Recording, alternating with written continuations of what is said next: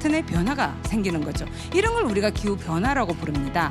그런데 여러분, 변화 이렇게 이야기하면 심각하게 느껴지나요? 만약에 온실 효과가 없다면 지구 평균 온도는 영하 18도밖에 안 되기 때문에 생명체가 살기 어렵다는 거죠. 온실 효과 덕분에 14도 이상 유지되면서 정도를 유지하면서 오랜 기간 생명체가 살 수 있었다고 해요. 문제는 뭐냐? 너무 더워진다는 거예요. 이게 굉장히 오랜 기간 유지되어 온 온도이기 때문에 많은 생명체들이 이 온도에 적응해 왔죠. 현 세대와 미래 세대는 다른 기후를 경험하게 될 거다. 아마 일생을 통해서 다른 기후를 경험하게 될 거예요. 정해져 있는 게 아닙니다. 오늘 우리가 어떻게 결정하고 어떻게 행동하느냐에 따라서 우리의 미래는 달라질 수 있습니다.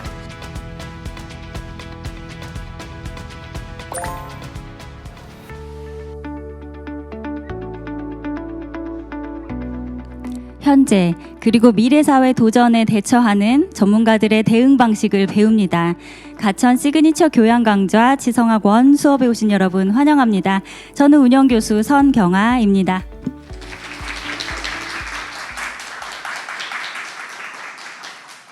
네, 오늘도 현장에 서포터즈 학생들 와 계신데요. 인사 나눠보겠습니다. 안녕하세요. 네, 그리고 온라인으로 접속하신 학생분들이랑도 인사 나눠보겠습니다. 여러분 안녕하세요. 안녕하세요. 네, 고맙습니다. 안녕하세요. 오늘 10주차 열화와 같은 성원으로 지성학 문을 10주차 지성학 문을 열어보도록 하겠습니다. 여러분 5월입니다. 그쵸? 여러분들은 어떤 달을 가장 좋아하세요? 1년 12달 중에. 여러분도 5월 좋아하세요? 네. 저도 5월을 제일 좋아하는데요. 제가 5월을 좋아하는 이유를 곰곰이 생각을 해보니까 2가지 정도 그 이유가 떠오르는 것 같습니다. 한 가지는 의미 있는 날이 많아서 5월이 개인적으로 저에게 좋은 날인데, 어린이날도 있고 어버이날도 있고 스승의 날도 있고 제 주변에 소중한 분들에게 제 마음을 표현할 수 있는 그런 기회가 있는 달이라서, 그래서 5월이 조금 따뜻하게 기분 좋게 느껴지는 달인 것 같고요. 또 하나 5월이 좋은 이유는 저는 날씨 때문입니다.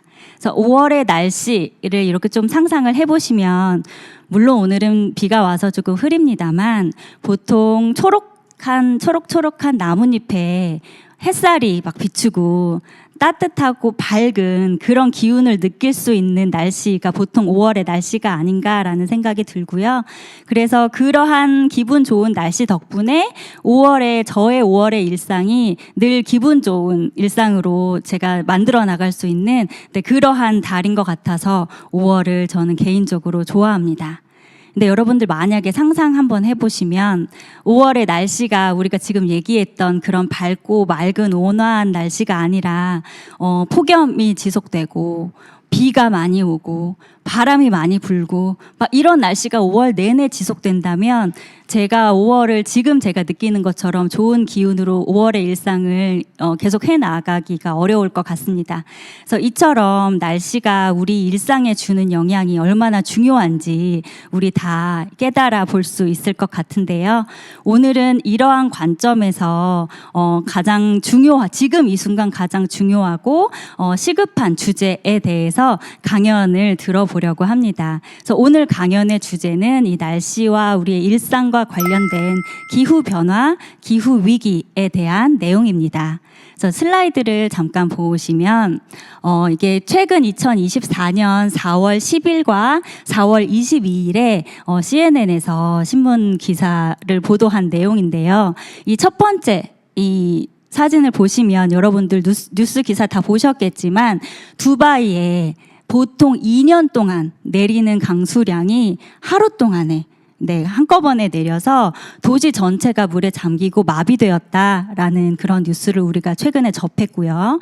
또 하나 저쪽에 있는 사진을 보시면 저기는 베트남인데요. 그 동남아시아 지역에 최근 원래 좀 더운 날씨이긴 하지만 그 중에서도 더 기록적인 그런 폭염이 지속되고 있어서 걱정이 되고 있다라는 그런 신문 기사를 보셨을 것 같아요. 그래서 물론 저는 이제 최근 이야기를 가져오느라고 두바이랑 그 동남아시아 베트남의 그 신문 기사를 가지고 왔지만 사실 우리도 몇 년 전부터 우리 일상에서 이런 급작스러운 기후 변화에 대해서 경험을 하고 있어요. 그리고 그러한 기후 변화로 인해서 우리의 일상이 예전과 같지 않아질 수 있겠다라는 걱정을 우리 모두 하고 있습니다.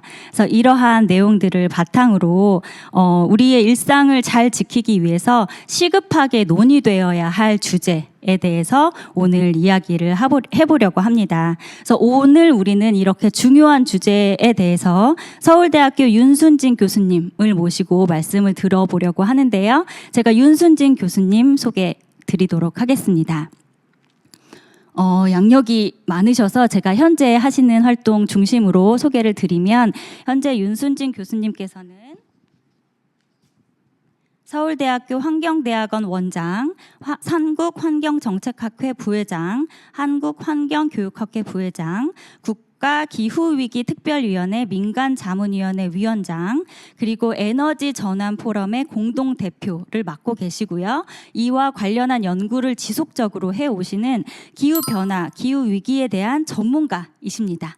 그래서 오늘 윤순진 교수님을 모시고 우리 삶에 가까이 다가온 기후 변화와 기후 위기에 대해서 조금 더 공부해보고 조금 더 알아보는 그런 의미 있는 시간 가졌으면 좋겠습니다. 그럼 윤순진 교수님을 큰 박수로 모시겠습니다.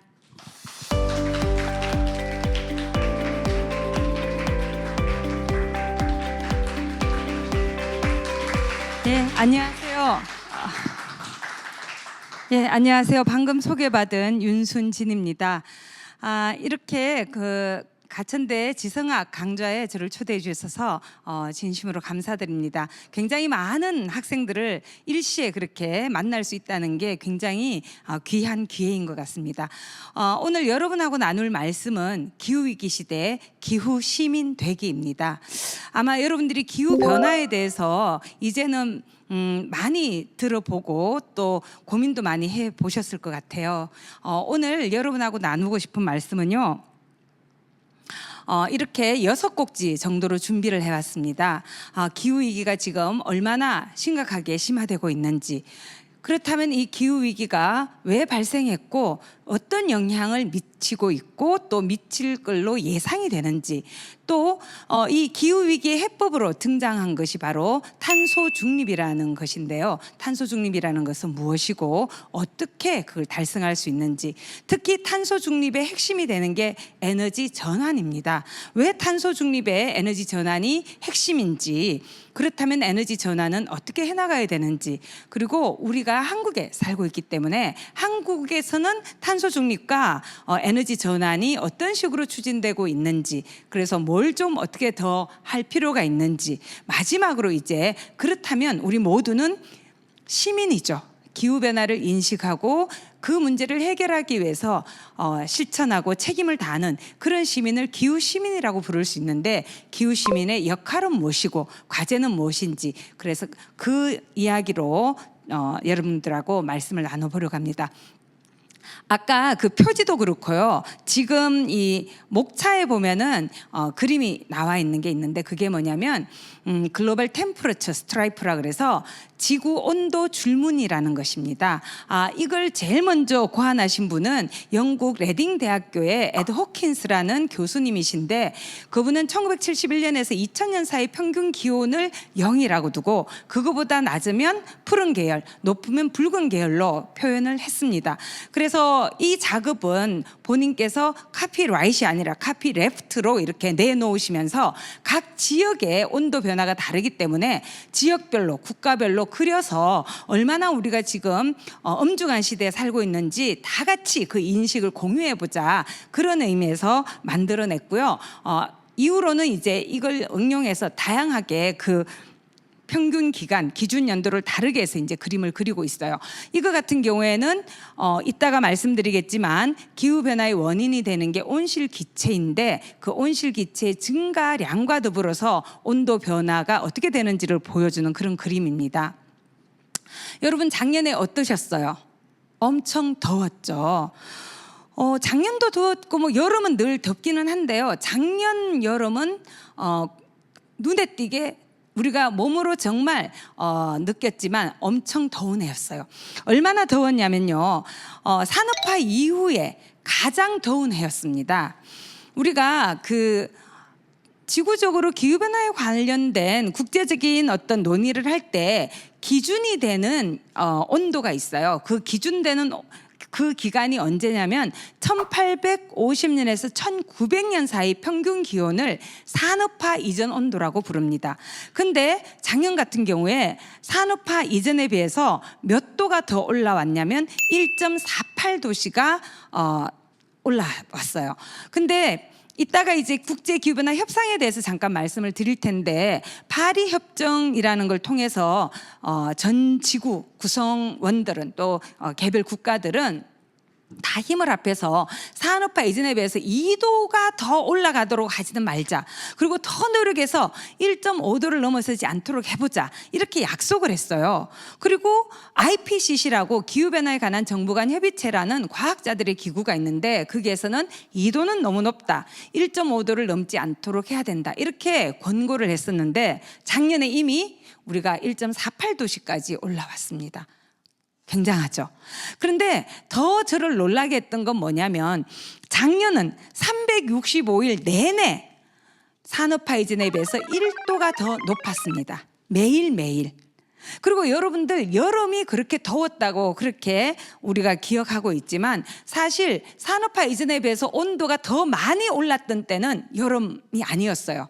언제였느냐? 저 오른쪽 위에 기퉁에 있는 그 그래프를 보면은 1월부터 12월까지 매일매일 산업화 이전에 비해서 얼마나 많이 올라갔느냐 그걸 점으로 찍어서 보여줬는데 11월 17일, 18일은 2도가 넘었어요. 그리고 사실은 1.5도보다 더 넘었던 것은 11월, 12월 이렇게 후반기로 갈수록 더 많이 올라간 거죠. 그래서 평균에서 1.48도가 올라갔던 거예요. 여름에 엄청 더울 때 미국의 항공우주국에서 지금 보여드리는 그래프를 발표를 했어요. 그러면서 북반구의 여름은 6, 7, 8월의 평균 기온을 우리가 여름 기온이라고 이야기하는데 작년 여름이 너무나 높았던 거예요. 그래서 보시면은 여기에서는 1951년에서 1980년 여름의 평균을 0이라고 뒀을 때 그 이전을 보시면은 뭐 1950년에서 70년 그 사이는 이제 들쭉날쭉하지만 그 왼쪽으로 보면은 그 평균보다 낮았고 오른쪽은 더 높게 올라갔는데 작년 여름은 쑥 올라간 걸 보실 수가 있을 거예요. 그리고 작년에 그 월별로 봤을 때 이제까지 측정한 기온 가운데 가장 높았던 온도가 언제였냐면 작년 7월이었어요. 전 세계적으로는. 우리나라는 8월이었습니다. 근데 여하튼 이렇게 높았고요. 그래서 작년에 7월과 8월은 이제까지 측정한 기온 중에 가장 높았던 그 달을 30개를 뽑아서 줄을 세웠을 때 가장 우편에 두 개가 8월과 7월이었어요. 우리나라도 평균 기온도 그렇고 더 최저 기온도 그렇고 최고 기온도 그렇고 계속 올라가는 상승 곡선을 그렸습니다. 이건 지표면의 온도를 말씀드렸고요. 지표면의 온도만 올라간 게 아닙니다. 바다도 지금 너무나 데워지고 있어요. 얼마나 많이 데워지냐면 작년이 여기 보시는 것처럼 기존에 보다 굉장히 온도가 올라간 걸 그 주황색 곡선을 보실 수가 있을 텐데요. 사실 1970년 이래로 그 온실 가스가 배출이 돼서 온실 효과를 야기하고 그게 이제 지구 온난화를 가져오거든요. 근데 그렇게 해서 발생한 열의 90% 이상 과학자들은 한 93% 정도라고 이야기를 해요. 어디에서 흡수가 되었느냐? 해양에서 흡수가 되었어요. 만약에 해양이 이걸 흡수하지 않았다면 지표면의 온도는 더 상승했겠죠. 그나마 해양이 흡수해줘서 지금 지표면의 온도가 그 정도로 올라간 거예요. 그렇다면 이렇게 열을 품은 바다는 아무 문제가 없을까요? 그렇지 않습니다. 바다는 사실 엄청나게 많은 다양한 생물종들이 살고 있는데요. 이 생물종들이 지금 멸종위기에 직면한 종들도 많고요. 그래서 해양 생태계가 교란이 되고 있어요. 여러분들 산호가 많이 죽어간다 이런 말씀 들어보셨죠? 백화 현상이 일어나고 있어요. 근데 산호는 산호 자체도 중요하지만 산호는 굉장히 다양한 어류 그리고 그 해초들의 서식 공간이기 때문에 산호가 죽어가면은 해양 생태계가 붕괴될 수 있습니다. 그래서 굉장히 심각한 거죠. 그리고 사실 인간에 의해서 배출된 화석연료를 연소할 때마다 배출되는 게 이산화탄소인데 그 이산화탄소의 4분의 1 가량이 바다에 녹아왔어요. 근데 갈수록 이게 많이 녹기 때문에 어떤 문제가 생기느냐? 해양 표층수가 산성화되고 있어요. 그래서 산도가 높아지게 되면 그만큼 또 해양 생태계가 교란이 되겠죠. 그래서 바다에서 또 어떤 일이 일어나냐면 특히 이제 북극을 보시면요. 얼음이 굉장히 많이 녹고 있습니다. 북극의 빙상이 녹고 있는데 지난 그 30년간 제가 가질 수 있는 최신 자료가 1989년에서 2022년 사이 30년이었는데 얼마나 많은 빙하가 녹았냐면 한반도 면적의 8배 가량이 녹았습니다. 근데 이렇게 빙하가 녹으면 어떤 그 신문 기사를 보면은 북극에 쇄빙선이 그냥 막 이렇게 쉽게 통과할 수 있어서 물류의 유통 그게 더 원활하게 되고 물류비가 줄어들 수 있다 이렇게 보도를 하는 경우도 있어요. 근데 그것은 굉장히 단편적인 그런 시각입니다. 왜냐하면 이 북극의 빙하가 기후를 조절하는 굉장히 중요한 역할을 해줬거든요. 여러분 여기 보시면은 어떤 게 있냐면요. 지금 그 과학자들이 제가 지금 갖고 온 그림은 사이언스하고 네이처에 발표된 글들을 이렇게 모아서 하나의 그림으로 나타낸 건데 과학자들이 보니까 지구적으로 굉장히 중요한 생태계 지점들이 존재하고 있대요. 처음에는 그게 9군데라 그러다가 뭐 16군데라 그러다가 최근에는 22군데 정도를 이야기하고 있는데 이 굉장히 중요한 생태계 지점들이 온도에 따라서 급변점이라는 게 있어요. 급변점은 뭐냐면 영어로는 티핑 포인트라고 표현하는데 작은 변화들이 이렇게 쌓여서 일정 지점에 도달하게 되면은 더 이상 되돌릴 수 없는 방식으로 급격하게 변화되는 그런 지점을 우리가 티핑 포인트, 급변점이라고 부릅니다. 근데 이 급변점이 생태계 지점들마다 그 급변점을 맞이하는 온도가 다르다는 거죠. 근데 2도씨가 안 돼도 급변점이 발생하는 지역들이 생기는데 특히 북극 같은 게 지금 얼마 전에 이제 사이언스 어드밴시즈라는 그 저널에 실린 글에 따르면 뭐라 그러냐면 대서양 해류 순환의 붕괴가 임박했다 이렇게 연구 결과를 발표했어요.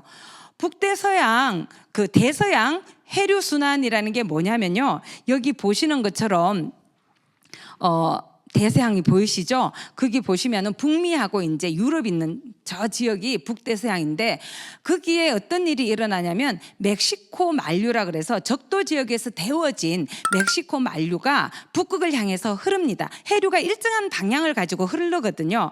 그러면 북극에 가면 어떤 일이 일어나냐면 염분 농도의 차이가 있어서 여러분들 바닷물의 그 짜기가 다 같은 것 같죠? 같지 않대요. 어디가 더 짜냐면 북극이 더 짰대요. 여러분들 북극에 그 알래스카 지역에 그 북극 가까운 곳이죠. 이누이트족 이런 분들이 식수를 어떻게 구합니까?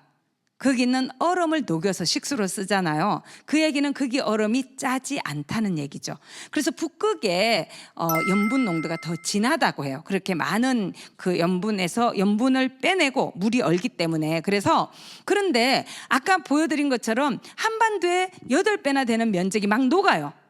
그러면 염분의 농도에 변화가 발생할 수 있죠. 묽어지는 거죠. 염분 농도 차이가 어떤 역할을 했냐면 멕시코 만류가 북극으로 흘러서 올라 들어가서 갑자기 농도차 때문에 심해로 확 내려갔대요. 그래서 심해 차가운 물과 섞여서 다시 적도로 내려오고 적도에서 데워져서 올라가고 그러면서 어떤 일이 일어나냐면 북미와 유럽 지역에 따뜻한 기운을 전해준 거예요.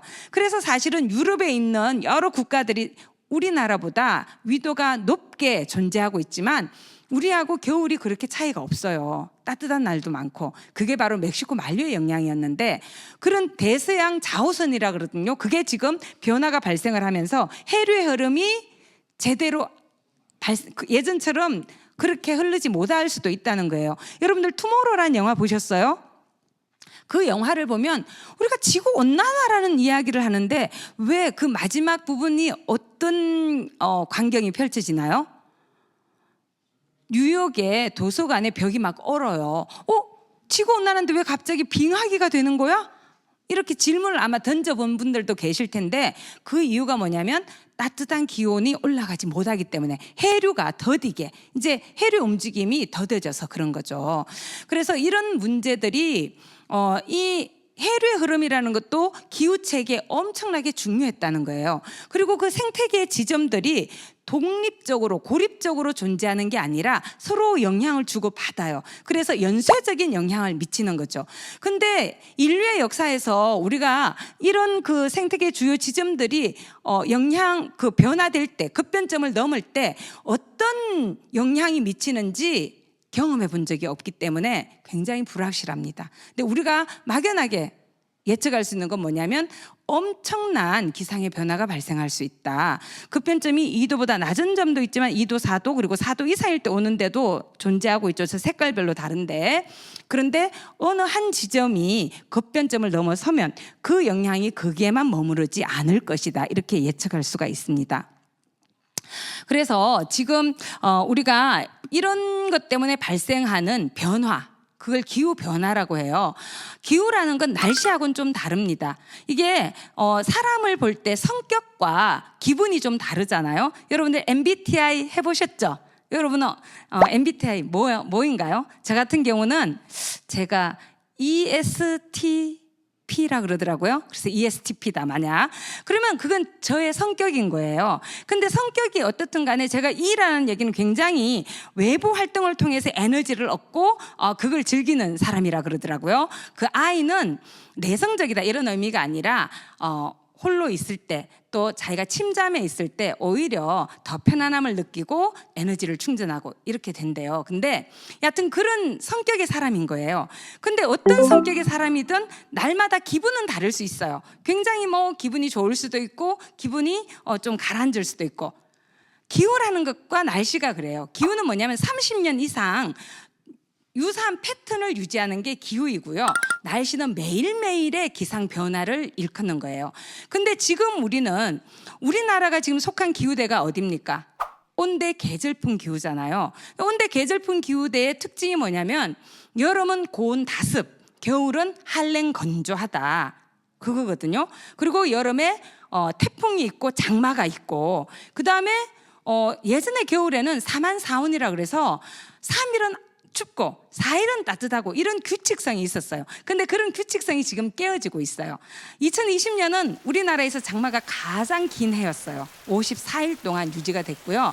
태풍이 예전에는 여름에 주로 발생을 했는데 이제는 10월, 11월까지도 발생을 해요. 기후 패턴의 변화가 생기는 거죠. 이런 걸 우리가 기후 변화라고 부릅니다. 그런데 여러분 변화 이렇게 이야기하면 심각하게 느껴지나요? 또는 긍정적인 뭔가 변화라고 생각이 될지 부정적인 변화라고 생각이 될지 잘 느껴지지가 않아요. 근데 변화는 그냥 달라졌다는 거거든요. 그래서 방향을 얘기해 주지 않아요. 좋아진 건지 나빠진 건지. 또 변화에는 느린 변화도 있고 빠른 변화도 있어요. 그렇기 때문에 변화라고만 얘기하면 이게 얼마나 심각하게 빠르게 진행이 되는지 그래서 우리가 얼마나 긴급하게 대응을 해야 되는지 별로 그런 느낌을 전달해 주지 못한다는 거예요. 그래서 2019년 5월에 영국의 가디언지가 글을 하나 올렸어요. 그러면서 뭐라 그러냐면 우리는 여기서 가디언이 왜 환경에 대해서 사용하는 언어를 바꾸고 있느냐 그게 대해서 설명을 해요. 그러면서 뭐라 그러냐면 자기들은 더 이상 기후 변화라고 부르지 않고 기후 위기, 기후 비상, 기후 붕괴라고 부르겠다 이렇게 이야기를 해요. 아까 그 이유 때문에 기후변화라는 말은 너무 수동적이고 너무 젠틀하다. 제가 우리말로 표현하자면 너무 한가롭다, 너무 여유롭다 이렇게 들리는 거죠. 그리고 지금의 기후변화를 야기하는 원인이 지표면의 온도가 상승하는 지구온난화인데 그 지구온난화라는 것도 너무 한가하다. 그래서 글로벌 히팅, 지구열화, 가열화라고 부르겠다.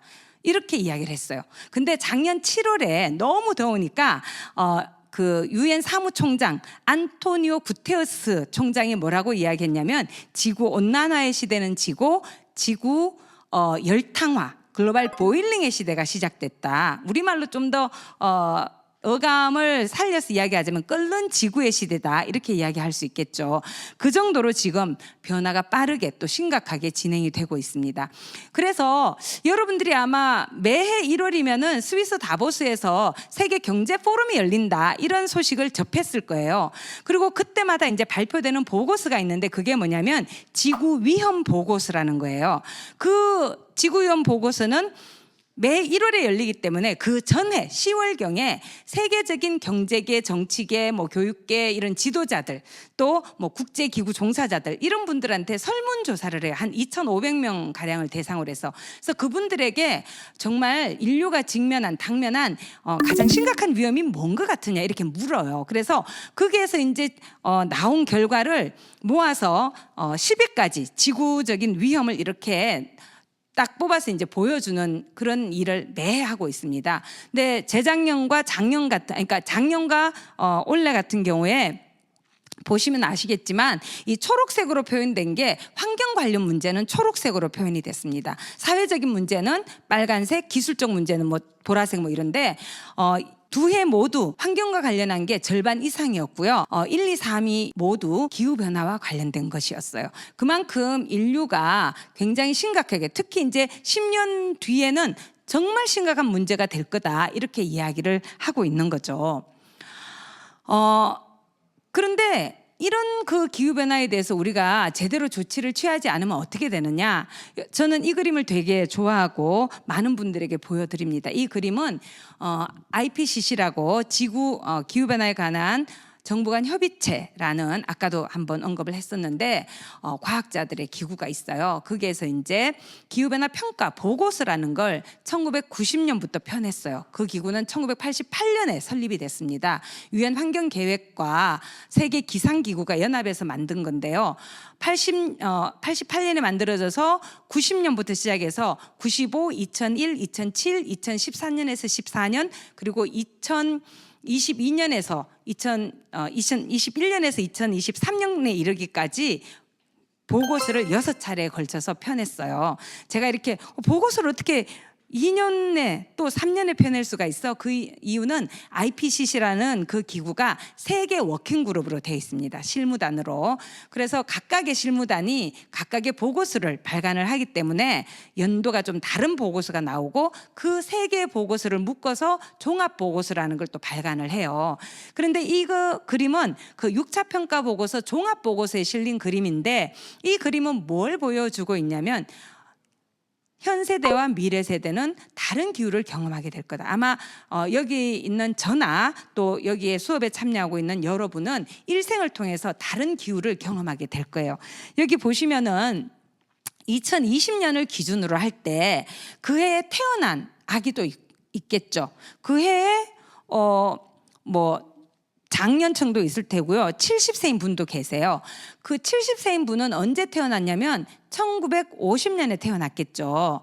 그런데 2020년에 태어난 아기가 그분과 마찬가지로 70세가 되는 해가 언제냐면 2090년입니다. 그런데 이 몸을 보면은 이게 온도를 보여주고 있거든요. 여기는 이제 평균 기온이 아까 말씀드린 것처럼 산업화 이전 온도예요. 1850년에서 1900년 사이 평균 온도를 0으로 놓고, 그거보다 낮으면 푸른 계열, 높으면 이제 노란색부터 시작해서 붉은색, 나중에는 검보라까지 이렇게 보여주는데, 여기 보시면은 50년에 출생한 분이 태어났을 때는 산업화 이전에 비해서 그렇게 온도가 높은 상태가 아니었어요. 지금에나 좀 1도 이상 올라갔죠. 근데 이 아기는 2020년에 태어난 애는 걔가 70세가 되면은 우리가 지금처럼 산다면 온도가 4도 이상 올라갈 거라고 이야기해요. 4.4도 정도를 이야기하는데 엄청난 온도죠. 지금 작년에 1.48도 올랐는데도 우리가 너무 더웠다고 생각하고 너무 많은 일이 일어났는데 4.4도라는 건 상상을 초월하는 그런 온도입니다. 근데 문제는 뭐냐? 미래라는 건 정해져 있는 게 아닙니다. 오늘 우리가 어떻게 결정하고 어떻게 행동하느냐에 따라서 우리의 미래는 달라질 수 있습니다. 4.4도인 그 온도를 이 아기가 경험하지 않도록 하기 위해서는 오늘 우리가 바뀌어야 된다는 얘기죠. 이 전 세계적인 온실 기체는 왼쪽에 있는 그래프처럼 계속해서 올라왔습니다.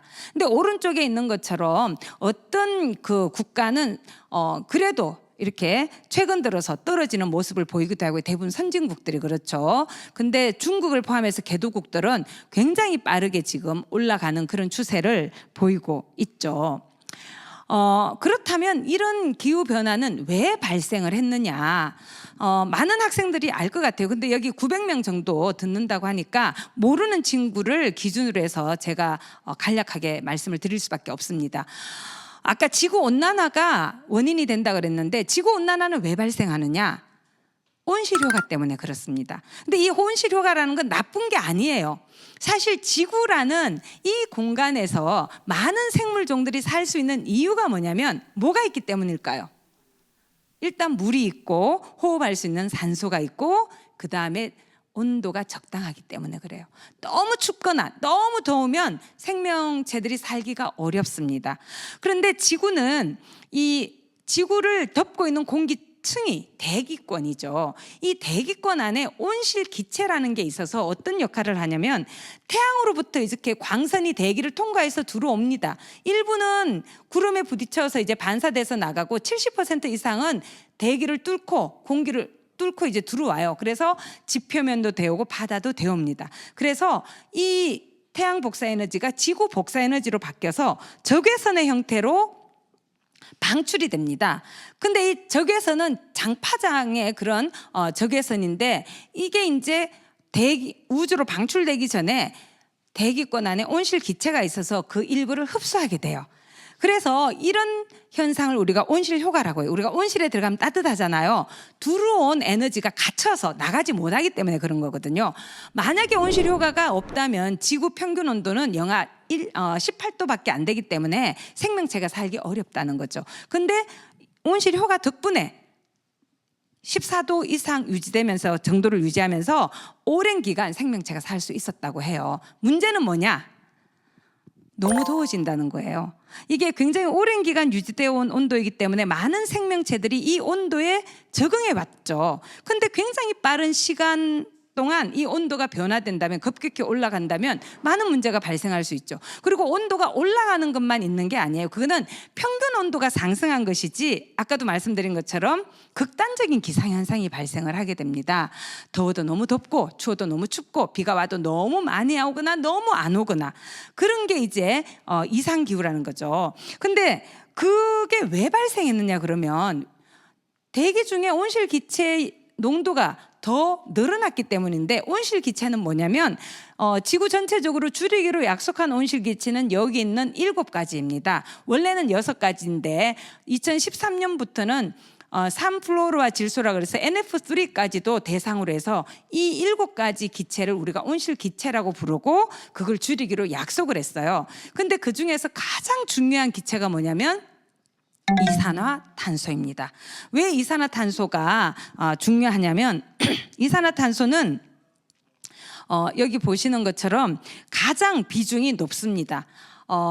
온실 기체 가운데 4분의 3, 75% 정도가 이산화탄소예요. 그리고 이 이산화탄소는 어디에서 주로 배출이 되냐면 화석연료를 태울 때, 연소할 때 이산화탄소가 발생을 해요. 왜냐? 화석연료 안에는 탄소가 들어있어요. 그래서 이걸 태우게 되면 화석연료 안에 있던 탄소와 공기 중에 산소가 결합이 되면서 우리에게 열 에너지를 주는 거거든요. 그래서 뭐가 되겠어요? CO2가 되는 거죠. 그리고 이산화탄소가 또 중요한 이유는 뭐냐면 비중이 높다는 것 말고 또 중요한 건 체류 기간이 너무나 길다, 가장 길다는 거예요. 온실 기체가 대기 중에 있으면서 온실 효과를 한 번 야기하고 사라지는 게 아니에요. 어떻게 하느냐? 계속 머물러요. 얼마나 오래? 이산화탄소 같은 경우에는 50년에서 200년 정도 머무른다고 이야기를 해요. 그 중에서도 특히 15% 이상은 몇 년을 머무른다고 하냐면 1000년 이상 머무른다고 해요. 너무 끔찍하지 않나요? 인간의 수명이 아무리 길어도 100년 내외일 텐데 우리가 100년을 살고 이 땅에서 사라진다 해도 우리가 살면서 배출해 놓은 이산화탄소의 15% 이상은 우리가 죽고 나서도 90년 이상 남아 있다는 거죠. 너무 끔찍한 것 같아요. 그리고 이산화탄소는 또 어디에서 많이 배출이 되냐면 산림을 벌채할 때 발생을 해요. 왜냐하면 산림을 벌채하게 되면은 산림이라는 게 식물이잖아요. 광합성을 하겠죠. 그래서 CO2를 흡수하고 녹말을 만드는데 산림을 벌채하게 되면 그만큼 예전에 광합성을 위해서 CO2를 흡수하던 활동을 못하게 되니까 상대적으로 대기 중으로 방출되는 양이 많은 거죠. 우리가 여러 가지 개발 사업을 하고 정주지를 만들고 농경지를 만들고 도로를 만들고 건물을 세우고 이러는 과정에 너무나 많은 나무를 베었었고 그것 때문에 발생하는 CO2가 전체 온실기체의 11%입니다. 그래서 이 이산화탄소에 우리가 가장 주목을 많이 합니다. 근데 이산화탄소만 있는 게 아니고요. 그 다음에 또 최근 들어서 관심의 대상이 되고 있는 게 뭐냐면 메테인, CH4, 우리가 메탄이라고 부르는 거죠. 이 메탄이라는 것은 주로 어디에서 발생하냐면 폐기물이 분해될 때, 썩을 때 나오는 거예요. 그리고 특히 이거는 이제 우리의 식생활하고 연결이 돼 있는데 특히 음식물 쓰레기도 썩을 때 나오는 거고요. 그 다음 또 어디에서 나오냐면 농사를 지을 때도 나옵니다. 특히 모내기를 할 때 그 노는 물을 채워두기 때문에 그 채워둔 물 안에서 분해 작용이 발생을 하고 그때 메탄이 나온다 그래요. 물론 이제 벼가 CO2를 흡수하는 역할도 하지만 그 발생량도 적지는 않기 때문에 이 논에 물대는 법을 바꿔야 된다 이런 이야기가 나오는 거죠. 근데 그보다 더 심각한 건 뭐냐면 육식을 우리가 너무 많이 하기 때문입니다. 특히 붉은 고기 가운데서도 이 쇠고기 같은 경우는 100g의 단백질을 우리가 섭취할 때 발생하는 이 메탄을 CO2로 이렇게 환산한 양이 얼마가 되냐면 50kg 가까이 됩니다. 그래서 특히 이제 소가 그런 이유가 뭐냐면 반추동물이라 그러잖아요. 그래서 이 반추동물이 되새김질을 하는데 그 되새김을 할 때 이 위에서 박테리아가 작용을 해서 메탄이 발생을 한다 그래요. 그리고 이게 트림으로 주로 배출이 됩니다. 그래서 지금 식생활이 굉장히 중요합니다. 제가 이런 이야기를 하는 이유가 뭐냐면 기후 시민 되기에 굉장히 중요한 게 뭐냐면 채식을 좀 늘리는 거예요. 육식을 줄이고. 이거는 개인이 할 수 있는 굉장히 중요하고 굉장히 효과적인 방법입니다. 왜냐? 이 메탄은 이산화탄소에 비해서 지구온난화를 야기하는 정도가 훨씬 더 큽니다. GWP라는 개념이 있어요. 글로벌 워밍 포텐셜이라고 그러는데요. 이것은 CO2 기체 한 분자가 야기하는 지구온난화의 정도하고 다른 기체가 야기하는 지구온난화의 정도를 상대적으로 비교해서 수치로 나타낸 건데 메탄 같은 경우에는 그게 얼마라고 이야기했냐면 21배, 21이라고 얘기했어요. 근데 그때는 100년을 주기로 했을 때입니다. 근데 메탄은 사실 100년을 머무르지 않아요. 이산화탄소는 50년에서 200년이지만 메탄은 어느 정도 머무르느냐? 9년에서 11년. 약 10년 머물러요. 그래서 20년을 비교를 하는데 그럴 경우 이산화탄소보다 몇 배 지구온난화를 많이 야기하냐면 80배 이상. 최근에는 과학자들이 86배, 87배 뭐 이렇게 이야기를 해요. 그래서 단기간에 메탄을 줄이는 게 너무너무 중요하고요. 이건 우리들의 식생활하고 굉장히 많이 관련이 돼 있습니다. 그리고 아산화 질소라는 게 있어요. N2O. 이거는 비료를 사용할 때 발생을 합니다. 우리가 녹색혁명이라고 부르죠. 예전보다 더 많은 농작물을 우리가 생산할 수 있는 게 농약과 화학비료를 사용하기 때문인데 그 화학비료, 질소비료를 우리가 많이 쓰죠. 그때 이제 발생을 합니다. 그래서 이 모든 게 우리의 삶과 연결돼 있고요. 여기 제일 오른쪽에 있는 건 F가스라는 거예요. 그건 뭐냐면 불소가 들어간 가스들인데 자연 상태에서 없었던 걸 우리가 인위적으로 합성해서 만들었습니다. 처음에 만들었을 때는 이게 이렇게 심각한 기체인지 몰랐어요. 왜 만들었느냐? 냉매제 그리고 또 스프레이에 사용한다든지 절연제로 쓴다든지 반도체에 세척제로 쓴다든지 이런 우리의 산업 활동을 위해서 만들었거든요. 근데 이게 이산화탄소에 비해서 수천 배 내지 수만 배 온난화를 야기합니다. 이 기후변화 문제는 어떤 점에서 굉장히 독특한 성격이 있냐면요. 다른 어떤 환경 문제보다도 시간 지체가 많이 됩니다. 시간 지체는 뭐냐면 문제를 야기한 행위가 있고 그 문제가 문제로 만들어지고 이게 인식되기까지 걸리는 시간인데 다른 환경 문제도 문제를 야기한 행위와 그게 문제로 인식되는 데는 시간 차이가 있는데 기후변화는 다른 문제보다 훨씬 길어요. 이건 또 어떤 의미가 있는지 아세요? 오늘 우리가 당장 어떤 행위를 한다 하더라도 그 결과가 바로 눈으로 확인되지 않는다는 거예요. 그렇기 때문에 기후시민의 역할이 중요합니다. 왜? 그런 것들을 할 수 있도록 정치인을 자극하고 바꿔야 되거든요. 안 그러면 정치인들이 기후변화와 관련된 정책을 만들려고 하지 않아요. 왜? 가시적으로 뭔가 성과가 금방금방 나오는 게 아니기 때문에. 그리고 제가 이걸 계속 설명한 굉장히 중요한 이유가 뭐냐면 우리들의 모든 일상적인 삶, 의식주, 그리고 저는 인간 삶의 3요소, 의식주라 그러는데 이제는 4요소라고 불러야 된다고 생각해요. 뭐냐면 이동입니다. 이동하지 않는 인간 없어요. 옛날에는 우리가 동네에 붙박혀서 살았지만 산업화 이후에 인간은 계속 이동을 했거든요. 이동하는 과정에 우리가 엄청나게 많은 에너지를 소비하죠. 그래서 이 과정에서 엄청나게 많은 온실기체를 배출합니다. 그래서 인간 삶 자체가 다 연결이 돼 있습니다. 특히 이산화탄소 같은 경우에요. 이 그림은 뭘 보여주고 있냐면 아직도 기후변화가 꾸며낸 거다, 허구다 이렇게 말씀하시는 분들이 계시는데요. 그건 정말 잘못된 거예요. 만약에 그분들이 자신의 말이 옳다는 걸 알리려면 증명해 보여야 돼요. 논문으로. 그래서 동료 심사를 받아야 되겠죠. 근데 이 그림은요, 여기 0이라고 써져 있는 게 뭐냐면 우리가 지금 살고 있는, 그러니까 0은 1950년 기준이에요. 그 기준 연도로부터 몇 년 전인가를 보여주는데 80만 년 전까지를 보여주고 있거든요. 이 80만 년 동안 또 최근에 나온 연구 결과에 따르면 200만 년이라고 이야기를 해요. 대기 중에 CO2 농도가 300ppm을 넘은 적이 없었다고 해요. 그런데 지금 얼마냐? 작년 12월 말에 422까지 올라갔죠? 최근에는 425까지 올라갔습니다. 산업혁명 당시에 얼마였냐면 280ppm이었어요. 1.5배 이상 늘어난 거죠. 너무나 짧은 시간에. 지구의 역사로 생각한다면 1950년에서 현재 2023년까지 4년은 눈 깜짝하는 그 정도의 시간 찰나밖에 안 되는데 이렇게 껑충 뛰어오른 거죠. 이건 인간의 사회경제 활동의 결과로 인해서 발생한 거지 자연 변동이 아니다. 이걸 보여주고 있습니다. 아까 그 그림인데 여기서 보여드리고 싶은 건 뭐냐면 기후변화를 야기하는 아까도 말씀드린 것처럼 예전에는 환경 문제 그러면 산업체가 문제고 기업이 문제인 게 대부분이었어요. 환경 문제는. 근데 미세먼지도 그렇고 기후변화도 그렇고 모든 시민이 배출원입니다. 우리 의식주 모든 활동에서 다 발생을 하거든요. 기업도 굉장히 많이 발생시키죠. 하지만 기업이 만든 물건을 결국은 우리가 또 사용하고 있거든요. 그 과정에서도 온실기체가 배출이 됩니다.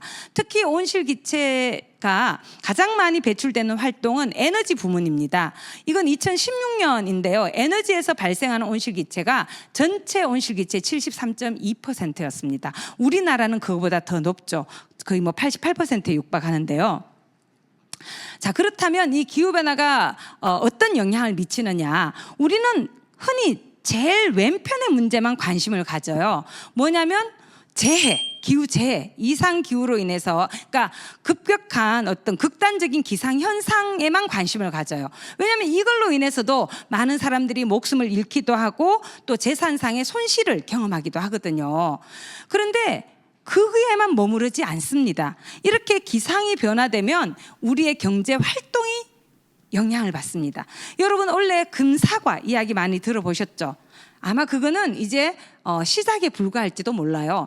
금사과가 된 이유가 뭐냐면 작년에 너무 빠르게 기온이 올라서 사과꽃이 너무 빨리 폈어요.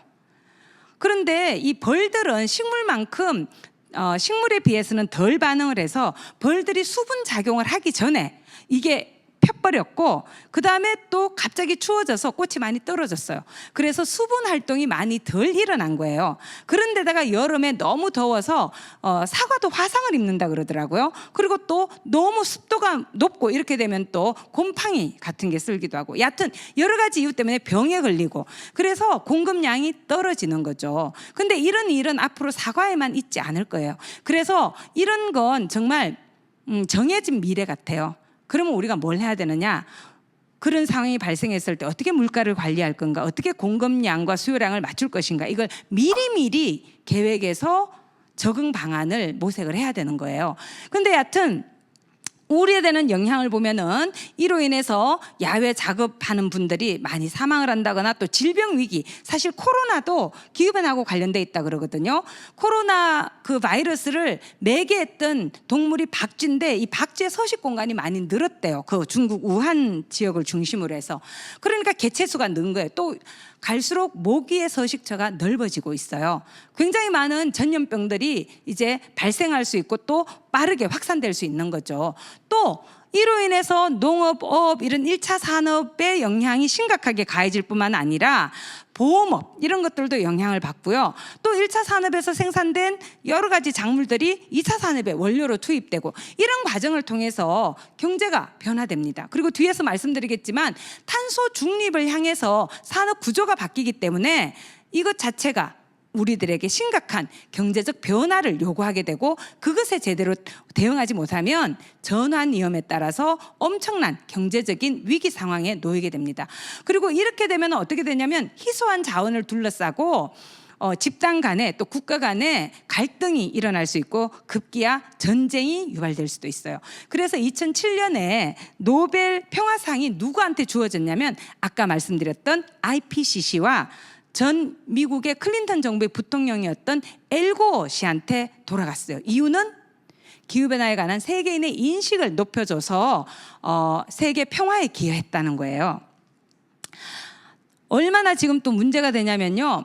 기후변화 때문에 집을 버리고 고향을 등지고 떠나야 하는 강요된 이주를 경험하는 사람들이 갈수록 늘고 있어요. 이런 사람들을 우리가 기후난민이라 그러는데 2022년은 어떤 일이 있었냐면 러시아가 우크라이나를 침공하는 전쟁이 발생했음에도 불구하고 또 국지전이 많이 일어났어요. 그런데도 이런 폭력에 의해서 또 갈등, 전쟁에 의한 난민보다 기후 재난에 의해서 발생한 자연재해에 의한 난민이 더 많았습니다. 이 사람들 어디로 갈까요? 지금 이거는 자국 내 난민인데 이분들이 자국 내에서 살지 못하면 다른 나라로 이주를 해야 됩니다. 그랬을 때 이 사회 문화적인 조건이 다르고 일자리를 두고 또 경쟁이 일어나고 이런 것들 때문에 굉장히 많은 문제가 발생할 수밖에 없는 그런 상황이에요. 자, 이런 것 때문에 이제 국제사회는 이 문제를 해결하기 위해서 협상을 계속해서 진행해 왔어요.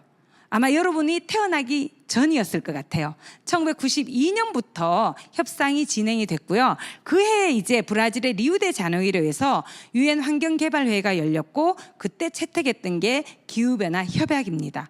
근데 그 기후변화 협약은 국제사회에서 이 협약, 영어로는 프레임워크 컨벤션이라고 그러는데 국가로 치면은 그냥 기본법이에요. 기본적인 사항을 담았고 이거는 우리가 전 지구적인 문제니까 개별 국가의 노력, 소수 국가의 노력만으로 풀 수가 없다. 전 지구 구성원이 함께 노력해서 이 문제를 풀어야 된다. 이런 정도로 합의한 거예요. 그러면서 더 오랜 기간 산업 활동을 하면서 더 오랜 기간 온실기체를 배출해온 책임이 선진국에게 있기 때문에 선진국들이 먼저 줄이도록 노력하자. 이렇게 느슨하게 약속한 거예요. 그러면서 선진국들은 여기서 선진국은 누구냐면 OECD 국가들과 경제가 자본주의로 이행하는 전 사회주의 국가들, 경제 이행국이라고 부르는 그런 국가들이에요.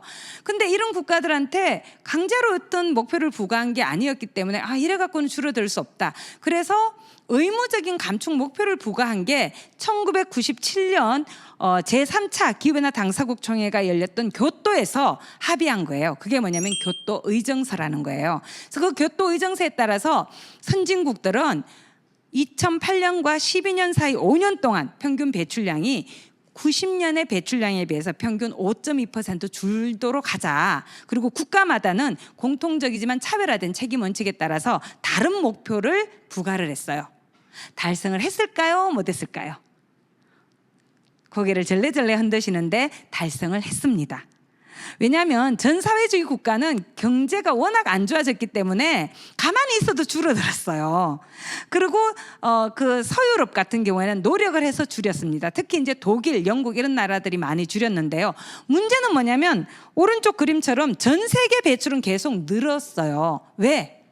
중국, 인도, 러시아, 우리가 브릭스라고 부르는 그런 국가들의 배출량이 엄청 늘었고요. 특히 한국 같은 이런 선발 개도국, 특히 이제 우리나라는 이제 선진국으로 분류가 되죠. 이런 국가들의 배출량이 너무 빠르게 늘었습니다.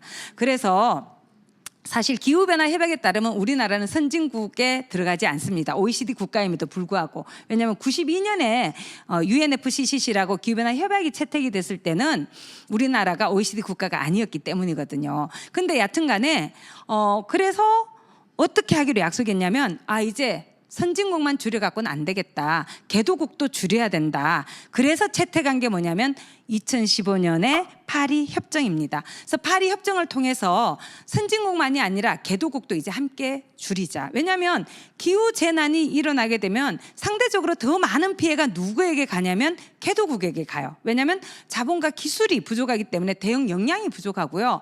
너무나 아이러니하게 이들 국가가 또 위치하는 곳이 기후 재난이 많이 발생하는 곳이기도 하더라고요. 그래서 개도국도 같이 줄이는 거죠. 대신에 선진국은 개도국이 줄이는 활동을 잘할 수 있도록 자본과 기술을 지원해주는 그런 역할을 하기로 했던 거예요. 그리고 이제 이 파리협정에서 합의한 게 뭐냐면 아까 말씀드린 것처럼 산업화 이전에 비해서 2도를 넘지 말자. 더 노력해서 1.5도 올라가지 않도록 노력해보자. 그 이유는 뭐냐면 이미 소도서 국가, 여러분 몰디브로 신혼여행 갔다 온 사람 얘기 들어봤어요? 뭐 아름다운 섬이라 그러는데 그 섬이 지금 잠기고 있어요.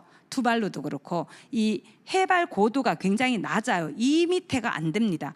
그러니까 자기들은 가만히 있는데 해수면이 상승한 거예요. 아까 해양의 변화에서 그 말씀을 안 드렸네요. 해양의 온도가 변하면서 해수면이 상승하는 효과가 가중됩니다. 해양의 그 온도가 올라가게 되면은 그러니까 빙하가 녹으면서 그 빙하 녹은 물, 특히 대륙에 있던 얼음이 녹아서 바다로 들어가면 해수면이 상승하죠. 그것만이 아니에요. 해양의 온도가 올라가면 물의 부피가 늘어나서 해수면이 또 올라가게 됩니다. 그래서 해수면이 지금 상승하고 있는 그런 현상이 또 문제가 되고 있거든요. 그래서 소도서 국가들이 2도 너무 높다, 1.5도로 노력해야 된다고 요구를 했고, 특히 2018년에 IPCC에서 특별 보고서를 발표를 했어요. 그게 뭐냐면 지구온난화 1.5도씨 특별 보고서라는 거예요. 이건 우리나라에서 발표를 했습니다. 인천 송도에서. 왜냐하면 당시에 IPCC 의장이 한국분이었어요. 이회성 박사님이라고. 48차 총회가 우리나라에서 열렸고요. 그때 이제 합의한 내용인데 뭐냐면 파리협정에서 1.5도 넘지 않도록 노력하자 그랬는데 이게 과연 가능할까? 이게 가능한지 한번 보고서를 작성해서 제출해 다오 이렇게 요구를 한 거예요. UN 기후변화 협약 사무국에서. 그래서 IPCC가 3년 뒤에 이 보고서를 발간해서 제출했는데 뭐라고 얘기했냐면 2도는 너무 높다. 1.5도도 사실 힘든 온도이지만 사실 여러분 1.5도가 안전한 온도가 아니에요. 지금 우리가 아직 1.5도가 안 됐는데도 이렇게 많은 변화를 겪고 있는데 그나마 1.5도는 감당할 수도 있다. 근데 2도는 감당하기 어렵다. 왜냐하면 0.5도밖에 차이가 안 나는데 너무나 많은 변화가 있어요. 저기 보시는 것처럼 생물 종류의 서식처 파괴되는 정도라든지 북극의 얼음이 녹았다가 다시 어는 시간이라든지 이런 게 도저히 회복하기 어려운 그런 상황으로 간다는 거예요. 그러면서 IPCC가 뭐라고 이야기했냐면 1.5도 넘지 않도록 하는 건 과학적으로는 가능하다. 문제는 정치적인 의지이고 실천이다. 이렇게 이야기를 해요. 그러면서 뭐라고 이야기했냐면 1.5도를 넘지 않으려면 2100년 말까지 1.5도를 넘지 않으려면 2050년까지 탄소 중립을 달성해야 된다. 탄소 중립이 뭐냐? 배출과 흡수를 동일하게 해서 대기 중에 더 이상 이산화탄소가 배출되지 않도록 하는 게 탄소 중립이라는 거예요. 근데 배출과 흡수를 동일하게 한다 이러면 너무 쉬워 보이잖아요. 사실 배출은 0으로 만들 수가 없어요. 왜? 아까 말씀드렸잖아요. 우리가 숨만 쉬어도 이산화탄소가 나와요. 소가 트림만 해도 나와요, 메탄이.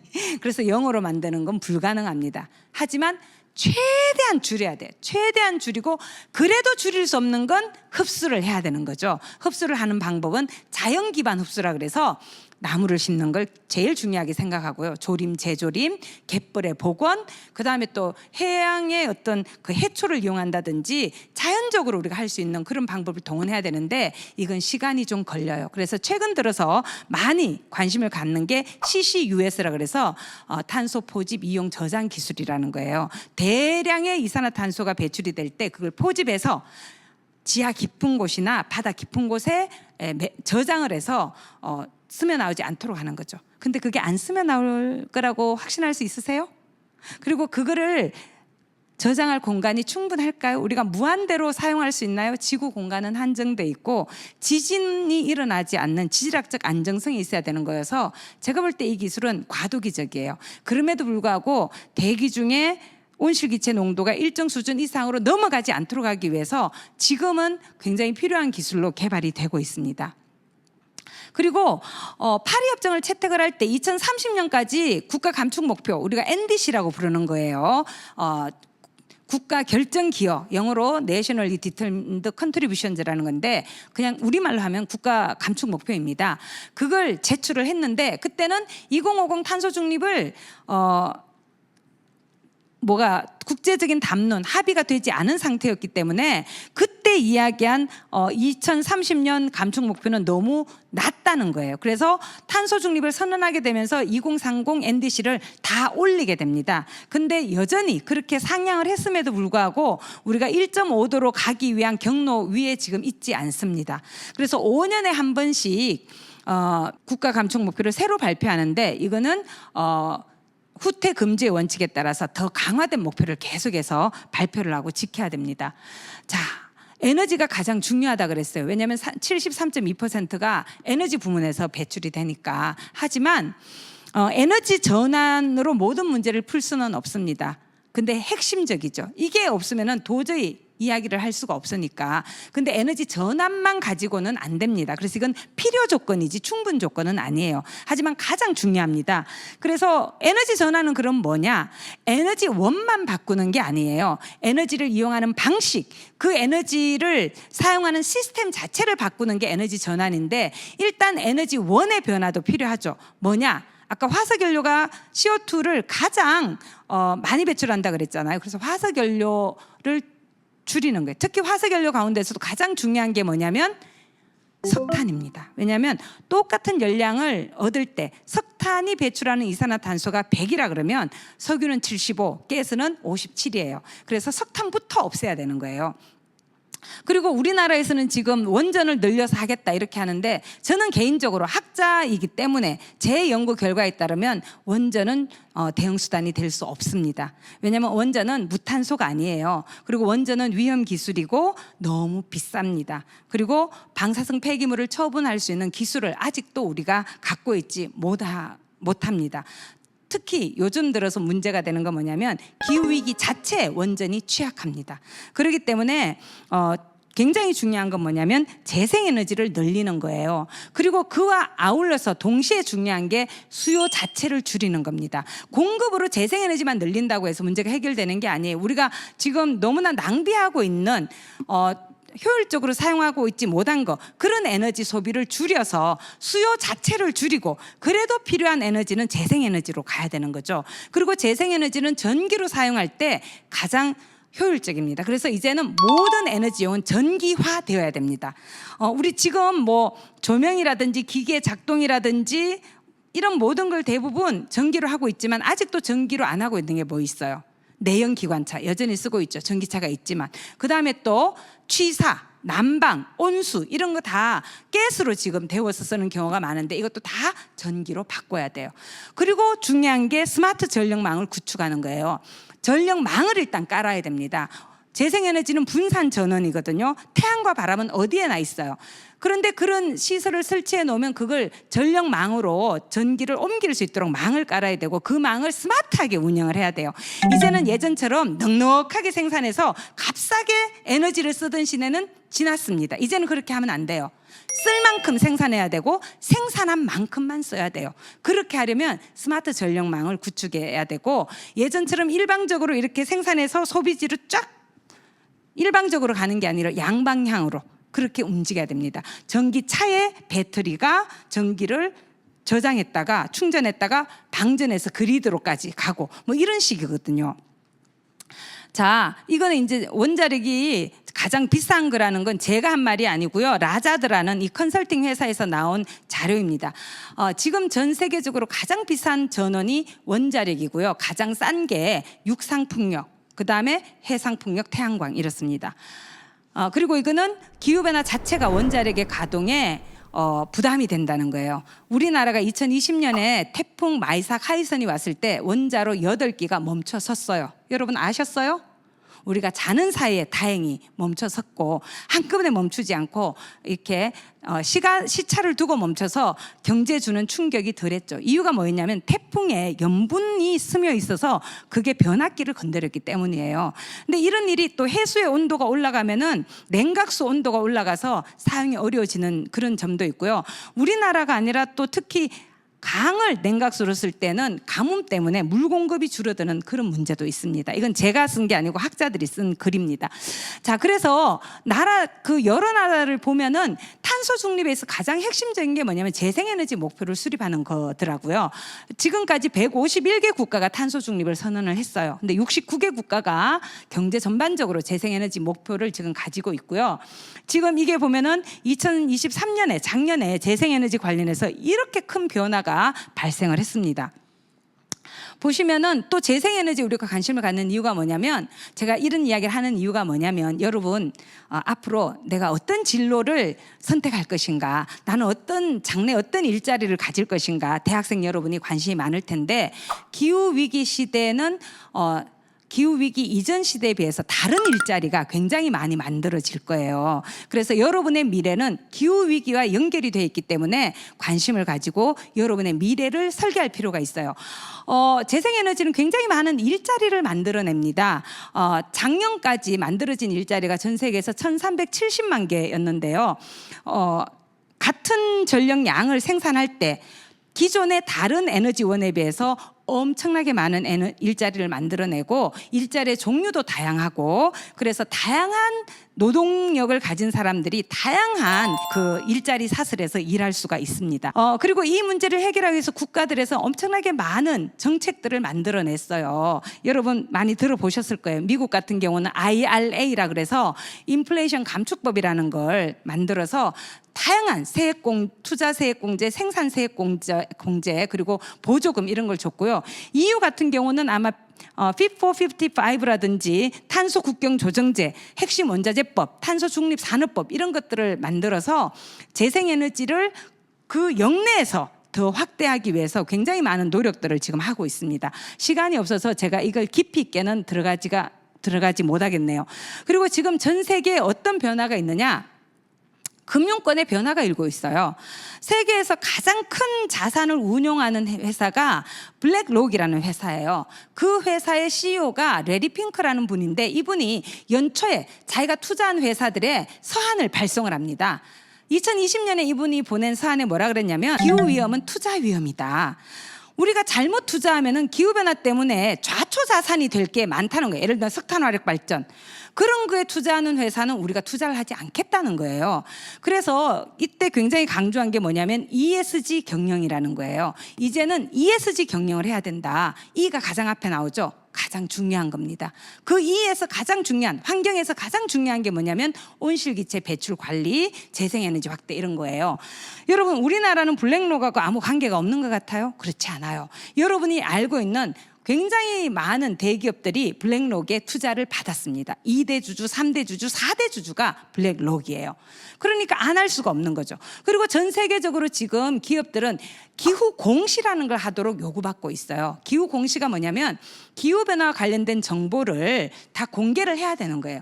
그러면 투자자들이 그 정보를 보고 이 기업은 기후 변화에 제대로 대응하고 있구나. 온실기체 배출을 많이 줄이기 위해서 노력하고 있구나. 이 기업에 내가 투자하면 내 투자액이 안전하겠구나. 더 많은 이익을 내가 얻을 수 있겠구나. 이걸 알 수가 있는 거죠. 그래서 기후 공시를 하도록 요구하고 있고요. 그 기후 공시를 할 때 이거는 스코프 1, 2, 3라고 혹시 들어보셨어요? 온실기체가 어디에서 배출되느냐 이걸 다 게시를 해야 되는데 스코프 1은 뭐냐면 범위원 1이라 그래서 이거는 그 회사 자체의 배출입니다. 그 회사 안에서 차량을 운영한다든지 그 회사 안에서 이제 회사 시설에서 발생하는 그런 배출을 스코프 1이라 그러고 스코프 2는 간접 배출이에요. 자기가 전기와 열을 사와서 전기 열 만들 때 배출되는 거 그게 스코프 2고 스코프 3가 제일 방대해요. 이거는 그냥 모든 공급 사슬에 또 자기가 제품을 생산해서 판매한 이후에 폐기할 때까지 발생하는 온실기체 전부를 스코프 3라 그래요. 근데 미국에서는 스코프 1, 2까지만 지금 의무적으로 발표하겠는데 EU 같은 경우는 스코프 3까지도 지금 요구하고 있거든요. 요구할 거예요. 그리고 여러분 탄소 국경 조정제라고 들어보셨어요? 이거 굉장히 중요합니다. EU가 2005년부터 배출권 거래제라는 걸 시행을 했어요. 우리나라도 배출권 거래제 하죠. 2015년부터. 배출권 거래제는 뭐냐면 기업들의 배출할 수 있는 권리를 할당해 주는 거예요.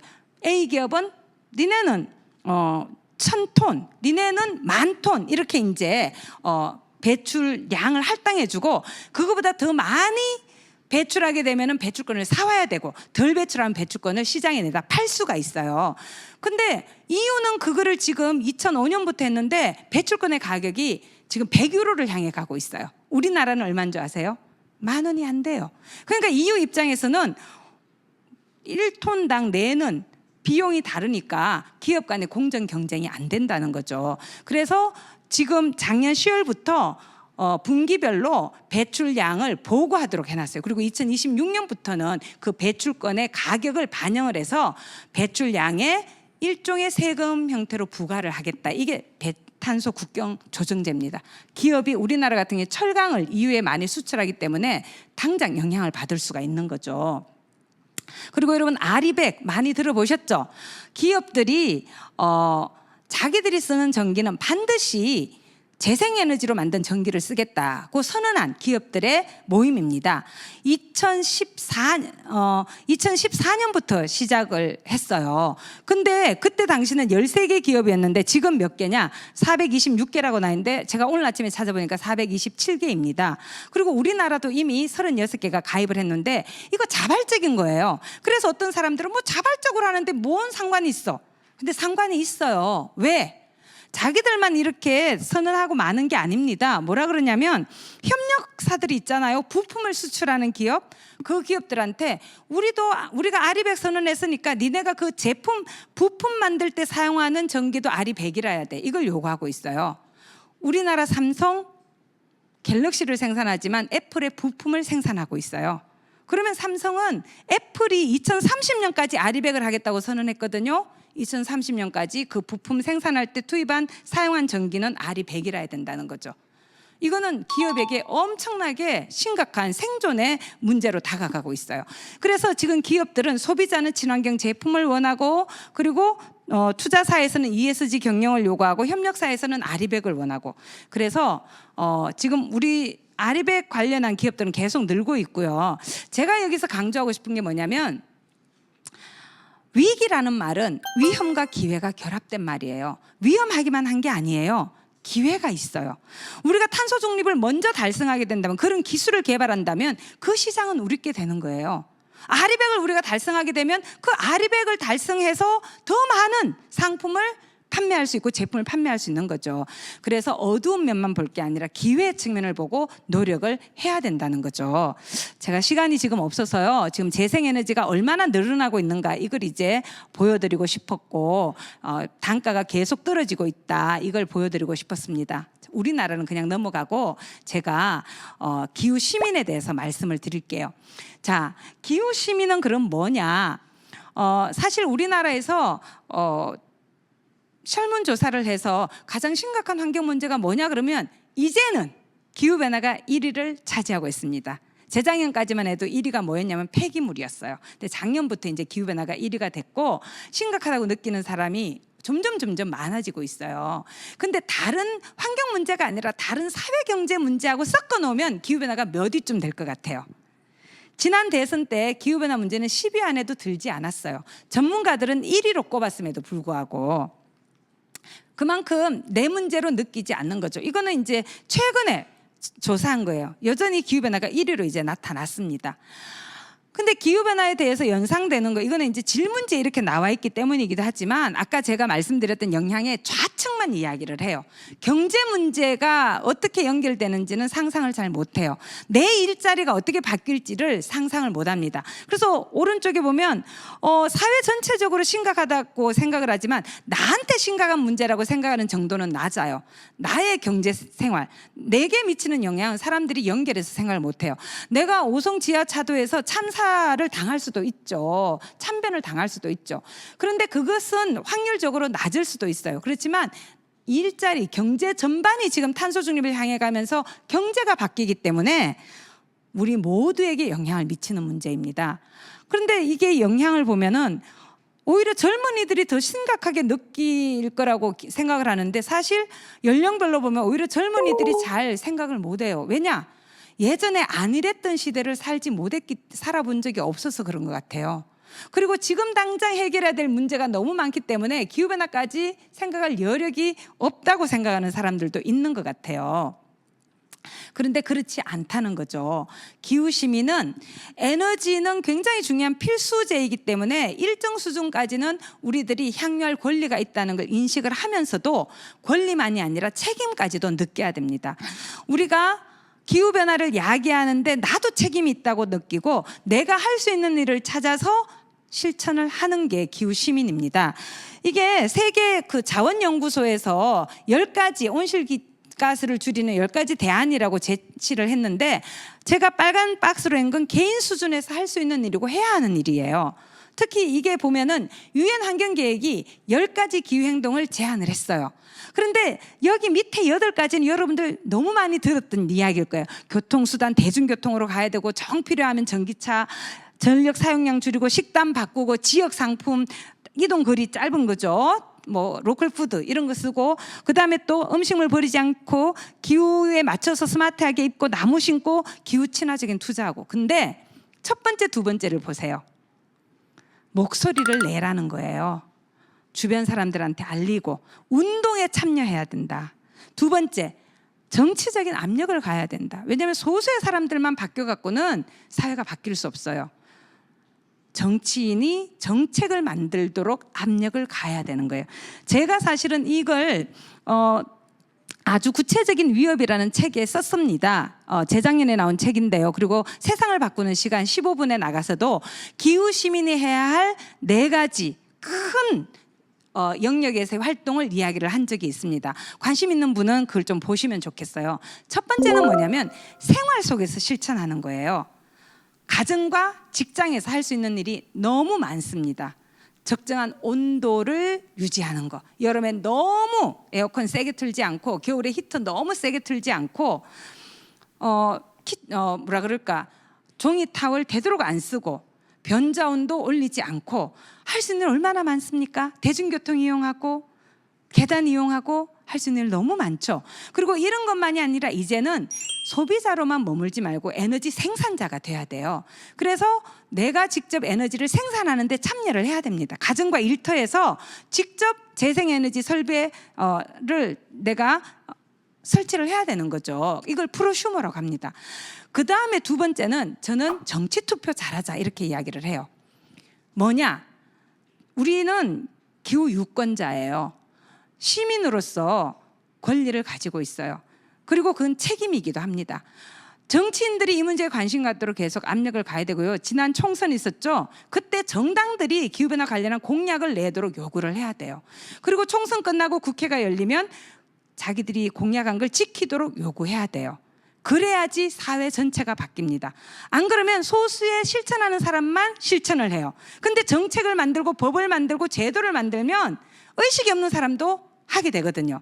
그리고 선거가 끝났다고 해서 투표 행위가 끝나는 게 아니에요. 계속 압력을 가야 돼요. 목소리를 내야 돼요. 전화하고 SNS 보내고 문자 보내고 그렇게 해야 되는 겁니다. 그다음 세 번째, 우리는 유권자이기도 하지만 소비자이기도 해요. 시장에서는 소비활동 잘해야 됩니다. 그래서 이걸 저는 경제투표, 화폐투표라고 부릅니다. 우리 현금과 카드 가지고 있죠? 그걸로 매일매일 어떤 물건을 사느냐, 이게 시장을 바꿀 수 있어요. 소비자 주권입니다. 우리가 에너지 효율 등급이 높은 거, 탄소 배출이 상대적으로 적은 거, 대기 전력 적게 들어가는 그런 제품, 고효율 제품 사주면 그 제품이 흥하고 그 기업이 흥하는 거예요.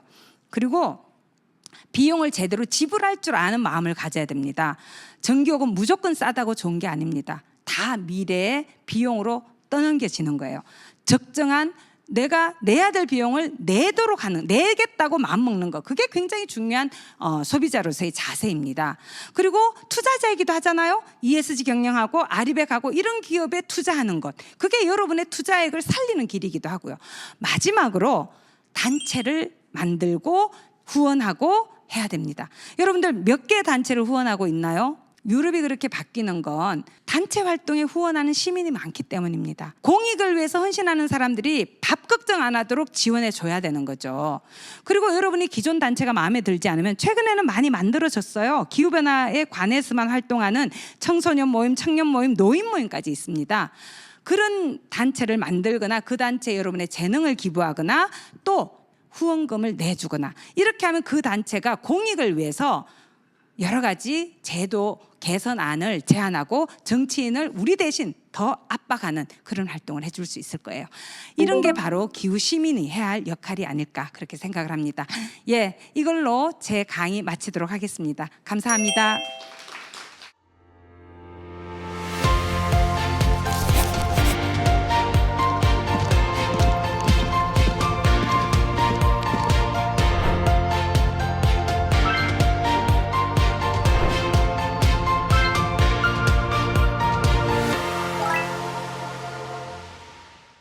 네, 질문 있는 분 질문해 주세요. 예. 네. 기후 위기에 대한 새로운 시각을 주시는 강연 해주셔서 감사합니다. 저는 경영학과 한다혜입니다. 환경 보호를 중요한 가치로 여기는 MZ세대는 플로깅이나 제로 웨이스트, 비치 코밍 등 다양한 환경 정화 운동을 벌이면서 지구 환경을 보존하기 위해 개인의 노력을 많이 기울이고 있는 걸로 알고 있는데요. 이러한 노력들이 정말 환경에 유의미한 영향을 미치는 것인지가 궁금해졌습니다. 분리 배출을 열심히 해도 사실 재활용률이 27%에 머무른다는 기사를 보고 예상했던 것보다 실제 영향이 미미한 것 같아서 궁금해졌습니다. 예, 아까도 제가 말씀을 드렸지만 기후변화 문제는 우리 개개인이 배출원이에요.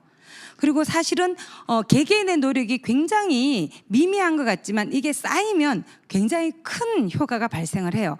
제가 이런 비유를 제가 예전에 어떤 TV에서 선생님이 학생한테 어떤 이야기를 하는 걸 들었냐면 종이를 아끼라고 이야기를 해요. 그러면서 뭐라고 말씀을 하셨냐면 너가 종이 한 장을 아끼면 그리고 그걸 다른 사람들도 다 그렇게 하면 5천만 장 이상을 아끼게 된다는 거죠.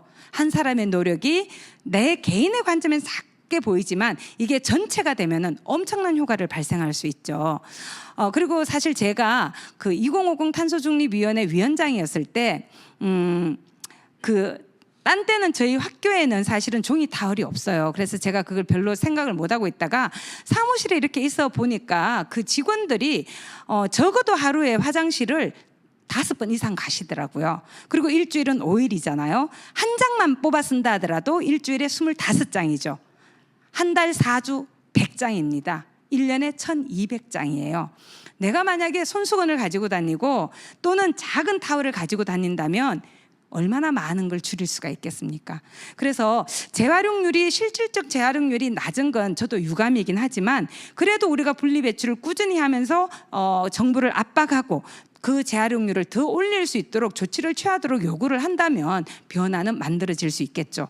그리고 기후 시민의 그런 활동들은 작은 것부터 할 수 있는 일부터 하게 되면요, 여러분들이 내가 할 수 있는 더 큰 일들을 찾아서 사실은 하게 될 겁니다.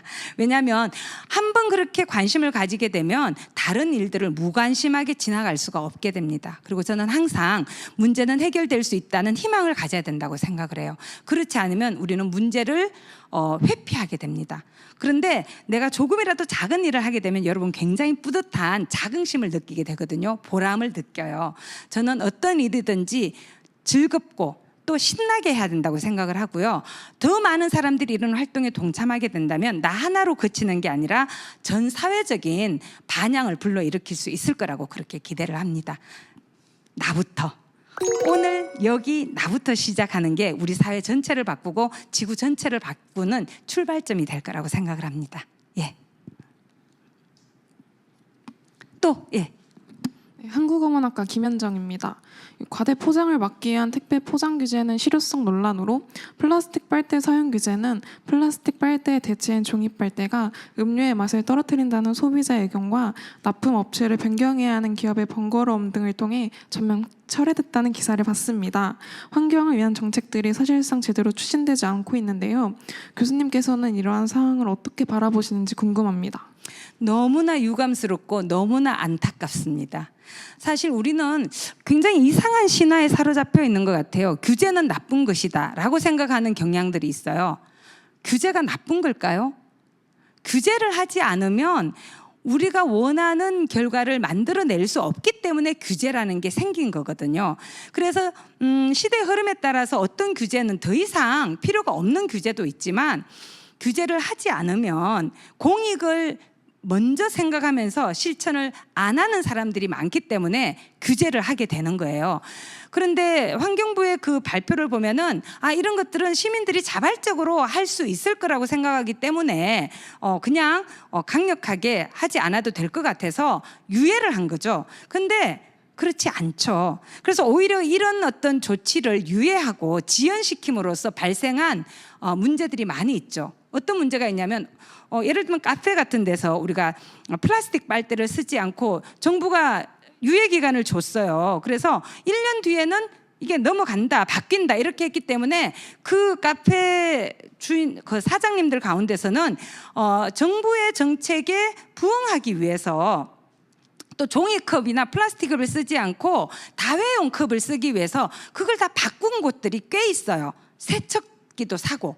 그런데 정부 정책이 예고한대로 진행되지 않았기 때문에 오히려 그렇게 친환경적으로 투자를 먼저 했던 그런 업체는 피해를 보는 거죠. 그래서 사실은 그 종이 빨대를 생산했던 기업이 파산 지경까지 갔었죠. 쌀로 만든 그런 스트로 그 빨대도 생산했던 기업이 파산 지경까지 이르렀어요.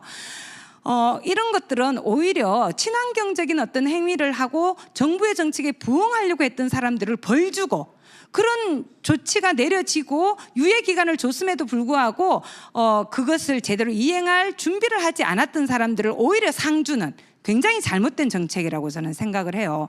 제가 이번 여름에 베트남에 간 적이 있어요. 근데 가보니까 베트남과 같은 국가에도 가는 카페마다 종이 빨대를 줬어요. 그리고 종이 빨대는 플라스틱 빨대보다 맛이 나쁘다 이렇게 생각하는 소비자들도 없지 않은 것 같은데 그분들이 바뀌어야죠. 우리가 바뀌자면 지금 사는 것처럼 살면 변화는 만들어질 수 없습니다. 내가 누렸던 것이 정말 누려도 되는 것인가에 대해서 성찰하는 그런 자세도 필요한 것 같고요. 정부는 예고한 정책을 일관성 있게 추진하는 것이 정부의 정책에 순응하는 사람들을 오히려 상 주고 그렇지 않은 사람들에게는 그 대가를 치르도록 하는 그런 방식으로 저는 가야 된다고 생각을 합니다. 네, 또. 네, 안녕하세요. 질문에 앞서 정말 좋은 강연 잘 들었습니다. 감사합니다. 저는 소프트웨어 전공 이지민입니다. 저는 IT 계열을 전공하고 있는 학생입니다. 최근 IT 업계에서는 가장 핫한 키워드로 AI 인공지능이 언급되고 있습니다. 최근 3월 글로벌 이코노믹의 기사에 의하면 AI는 소위 전기 먹는 하마이며 심각한 환경 공해를 유발할 수 있다고 합니다. 실제로 챗 GPT의 하루 소모 전력 규모가 50만 킬로와트이며 시중에서 서비스 중인 AI를 모두 합쳤을 때 연간 290억 킬로와트라는 전기 소모량을 기록할 것으로 추정하고 있습니다. 이러한 상황에서 미래를 지향하는 AI라는 기술이 역으로 미래 기후를 악화시킬 수 있는 딜레마가 생길 수 있다고 생각합니다. 이에 대한 기후 전문가이신 교수님의 의견이 궁금합니다. 예, 사실 디지털 기술이 전력으로 구동이 되잖아요. 그래서 전기 소비가 늘어나고 있죠. 근데 제가 볼 때 아마 이런 기술의 변화는 막을 수는 없을 것 같아요. 그런데 문제는 뭐냐면 그 전기를 뭘로 생산할 것인가죠. 그래서 제가 강의에서도 말씀을 드린 것처럼 재생에너지로 생산하는 그런 방향으로 가야 되는 것이죠. 그렇게 되면은 기존의 전기가 석탄, LNG 또 원자력 이런 것들에서 생산되는 것이 야기하는 문제보다는 상대적으로 문제가 덜 발생하게 됩니다. 그래서 재생에너지 같은 경우에 특히 이제 풍력 발전, 뭐 해상 풍력 이런 육상 풍력 이런 경우는 상대적으로 1kWh당 배출되는 이산화탄소 발생량이 굉장히 미미해요. 풍력은 9g밖에 안 되거든요. 석탄화력이나 이런 것들은 200, 300이 넘습니다. 그래서 어떤 에너지를 이용하든지 간에 자연에 하나도 영향을 안 미치는 건 없습니다. 상대적인 거거든요. 근데 재생에너지는 상대적으로 자연에 미치는 영향이 덜하고 또 사고가 일어난다 하더라도 그 지역에 국지적으로 머무르고 이러기 때문에 재생에너지 이용을 늘려가는 것이 굉장히 중요하다고 생각을 해요. 그리고 아까도 말씀드렸지만 함께 가야 되는 게 효율을 높이는 거예요. 효율 향상이라고 표현하는데 우리가 낭비되는 그런 걸 줄이면서 또 에너지 이용 방식은 효율적으로 하게 된다면 동일한 행위에 투입되는 에너지량이 줄어들 수 있어요. 예를 들면 우리가 디지털 기기의 효율을 높인다. 이건 기업이 해줘야 되는 거죠. 그래서 고효율 기기를 생산하게 되면 그걸 사용하면서 발생하는 이걸 우리가 디지털 탄소 발자국이라고 불러요. 이런 그 IT 기술을 통해서 우리가 전기를 소비하고 그로 인해서 발생하는 CO2를 비롯한 온실기체를 디지털 탄소 발자국이라고 부르는데 그걸 줄일 수가 있는 거죠. 그래서 한편으로는 재생에너지로 전기를 만드는 그런 일들을 하고 다른 한편으로는 낭비되는 그런 에너지 소비를 줄이기 위해서 효율을 높이는, 그리고 소비자인 여러분들이 할 일도 있어요. 꼭 챗 GPT나 뭐 이런 AI만이 아니라 여러 가지 디지털 서비스를 많이 누리고 있잖아요. SNS도 그렇고. 필요 없는 건 삭제하세요. 이메일함 비우세요. 그리고 제가 요새 학생하고 또 연구하고 있는 게 뭐냐면 디지털 비축이라는 행동이에요.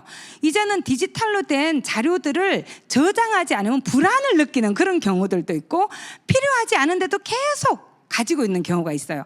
그러면 우리 눈에는 보이지 않지만 계속해서 그걸 저장하기 위해서 많은 이산화탄소가 배출이 되고 있거든요. 그래서 SNS 같은 거 할 때도 여러분들 사실은 뭐라 그러나 페이스북도 있고 인스타그램도 있고 막 이런데 그게 사진 엄청 많이 올리잖아요. 그러면 그거를 계속 저장해 놓기 위해서 엄청나게 많은 에너지가 소비되고 있는 거거든요. 그래서 불필요한 것은 삭제하는 그런 습관을 가지는 것도 기후 시민으로서 굉장히 중요한 일입니다. 답이 됐는지 모르겠네요. 네. 네, 현장에서 주신 질문의 답을 자세히 설명해 주셔서 잘 들었습니다. 네, 온라인으로도 질문이 많이 올라오고 있어서 2개를 골라봤는데요. 첫 번째 질문은 안진설 학생의 질문입니다. 탄소 배출권에 대한 질문이에요.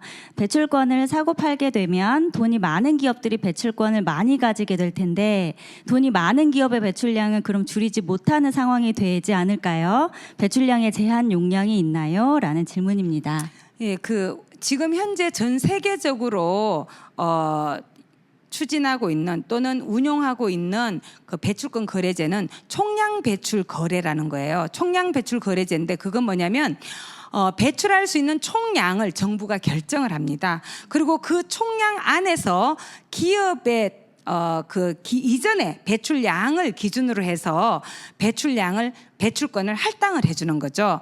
그래서 이제 예전에는 아까도 말씀드린 것처럼 기존의 배출량, 그걸 우리가 그랜드파더링이라고 부르는데 과거 배출량을 기준으로 해서 나눠주기도 했는데 최근 들어서는 이제 효율적으로 배출하는 기업의 배출량을 기준으로 해서 배출권을 할당을 하기도 합니다. 그런데 무조건 이제 배출권을 많이 배출하는 기업, 돈 많은 기업은 배출권을 많이 가진다. 이것보다는 산업의 종류라든지 업종이라든지 이런 것들에 따라서 기업에 대해서 정부가 그 배출량을 할당을 해주는 거예요. 그래서 많이 줄일 필요가 있는 그런 기업에는 배출권을 적게 주겠죠. 그렇게 되면 자기가 배출을 직접 줄이지 못한 건 배출권 시장에서 사와야 되는 거거든요. 그렇게 되면 그만큼 경제적인 부담이 커지게 되는 겁니다. 그리고 지금은 무상 할당이 많습니다. 그냥 할당을 해주는 거예요, 배출권을. 근데 앞으로는 갈수록 경매 방식을 통해서 유상 할당, 돈을 주고 배출권을 사가도록 만들고 있어요. 그래서 배출에 대해서 비용을 지불하게 하는 거죠. 그러니까 돈이 많은 기업은 배출에 대해서 지불을 할 겁니다. 근데 지불하지 않게 했던 데보다는 훨씬 나은 거죠. 그 돈을 모아서 우리나라 같은 경우는 지금 탄소중립 녹색성장 기본법이라는 게 있고 그 법에 뭐가 규정이 되어 있냐면 기후대응 기금을 조성하도록 되어 있어요. 그 기금의 일부가 배출권 거래제에서 유상 할당을 통해서 판매한 그 배출권의 지불받은 금액으로 대응 기금을 만들고 그 대응 기금으로 취약계층을 지원한다든지 정의로운 전환이라고 부르는데 또 재생에너지 확대를 지원한다든지 이런 용도로 쓰거든요. 그래서 배출을 많이 하는 기업이 돈 많이 내고 그냥 다 배출을 자기 마음대로 한다. 그렇지는 않습니다. 그렇게 제한이 있고 또 그들이 낸 돈으로 의미 있는 활동을 지원하는 그런 방식으로 경제가 진행이 되게 되는 거죠. 네, 잘 들었습니다. 네, 두 번째 질문 드리겠습니다. 임건우 학생입니다. 기후 변화에 관해 개도국의 입장은 선진국은 산업혁명 시대의 경제 성장을 위해 마음껏 환경 파괴를 이미 했기 때문에 개도국도 현재 우리는 환경 파괴를 할 수 있다라는 입장입니다. 이런 입장에 따르면 개도국의 경제 발전을 방해할 당위성은 없기에 개도국의 경제 발전도 장려하고 동시에 환경 파괴도 억제할 그럴 방법은 없을까요? 아까도 잠깐 말씀을 드렸는데요. 사실 산업혁명기에 이렇게 배출을 하기 시작을 했는데 그때는 사실 몰랐죠. 이런 행위가 이런 결과가 발생하리란 걸. 그럼에도 불구하고 선진국이 몰랐다고 해서 책임이 없느냐? 그건 아닙니다. 이미 그리고 90년대에 아까 92년에 유엔 기후변화 협약이 채택이 되고 그 뒤로도 줄이려는 노력은 했지만 여전히 1인당 배출은 선진국이 훨씬 높거든요. 그래서 그들도 이제 계속해서 줄여 나가야 되는 거고요. 근데 아까도 잠깐 말씀드렸지만 개도국이 많은 배출하면서 경제 성장을 한다고 해서 그들에게 좋은 것만은 아니에요. 왜냐하면 기후 변화에 따른 이상 기후에 훨씬 더 많이 노출되고 대응 역량이 부족하기 때문에 엄청난 고통을 치러야 되거든요. 그렇기 때문에 그들도 줄여야 되는 거예요. 근데 개도국 같은 경우에는 자본과 기술력이 부족하기 때문에 그 부분에 대해서 선진국이 지원을 해줘야 된다는 거죠. 그리고 최근 들어서는 지난 2022년이었죠. 이집트의 샤르멜 쉐이크에서 제 27차 당사국 총회가 열렸고 그때 이제 손실과 피해라는 그거를 보상이라기보다 손실과 피해가 발생했을 때 그것에 대해서 지원하자라는 그런 목적으로 기금을 만들기로 했어요. 그래서 지금도 얼마의 기금을 누가 얼마나 내야 될지는 명확하게 아직은 정해져 있지만 그런 손실에 대해서 이제 선진국이 보상이라는 말을 쓰지 않아요. 그 보상은 적법한 거라서 그 사람들은 보상이라는 말을 그 사람이 아니죠. 우리도 사실 일부입니다. 그래서 얕은 손실과 피해가 발생했을 때 그것에 대해서 지원하는 그런 기금을 내도록 지금 전 세계가 요구하고 있습니다. 그래서 그들의 책임에 대해서 어떤 방식으로든 책임을 지도록 하겠다는 그런 국제사회 압력이 계속해서 작용을 하고 있는 거죠. 네, 지원과 협력을 하는 방식으로 이 문제를 해결해 나가려고 노력하는 것 같습니다. 네, 잘 들었습니다. 네, 그래서 지금까지 기후 변화와 기후 위기에 대해서 다각적인 관점으로 자세히 설명해 주신 윤순진 교수님께 큰 박수 부탁드립니다.